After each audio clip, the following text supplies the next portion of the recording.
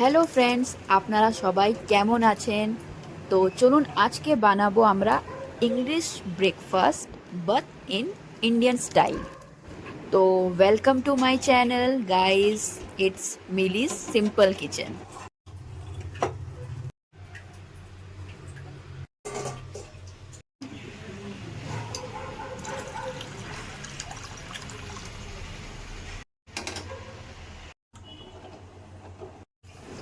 আমি বাটার নিয়ে নিয়েছি, আমুল বাটার। এক সাইডে আমি টোস্টারটা বের করে নিয়েছি, একটু পরিষ্কার করে নিই। এটার মধ্যেই আমি ব্রেডগুলোকে টোস্ট করব। আর ফলের মধ্যে ছিল ওয়াটারমেলন, এখন এটাকে একটু কেটে নিব ছোট ছোট করে। আমার কাছে গোটা গোলমরিচ ছিল, তো গোলমরিচটা আমি এখন এটাকে গ্রাইন্ড করে নিব। আমি গোলমরিচ গুঁড়োর মশলা পাওয়া যায় মার্কেটে, বাট ওটা আমি ইউজ করি না। আমি এটা গ্রাইন্ড করে নিই। আপনারা একবার গ্রাইন্ড করে দেখবেন, ইউজ করবেন, দারুণ টেস্ট ওঠে আর দারুণ স্মেলও বেরোয়। আর এটা খেলে আপনাদের ভালোও লাগে, মনে হবে কি আপনারা গোলমরিচ খাচ্ছেন।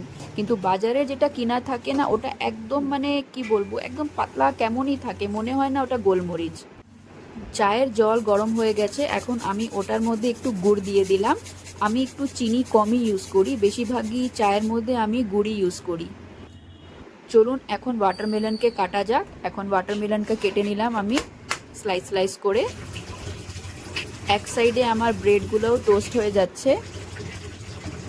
টোস্ট করে নিই ভালো করে, তারপরে এটার মধ্যে আমি বাটারগুলোকে লাগাবো।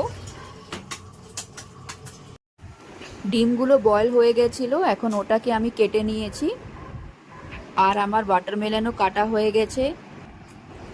এই যে আমার ফলগুলো কাটা হয়ে গেছে, আমি সবগুলোকে একসাথে নিয়ে বসেছি, এখন খাবো।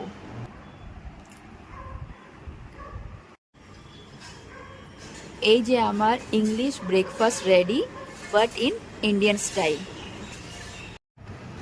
আপনারাও এইভাবে করে খেতে পারেন, টাইমও কম লাগে আর সবার সাথে বসে খেলে ভালোও লাগে। খুবই ইজি, খুবই সিম্পল।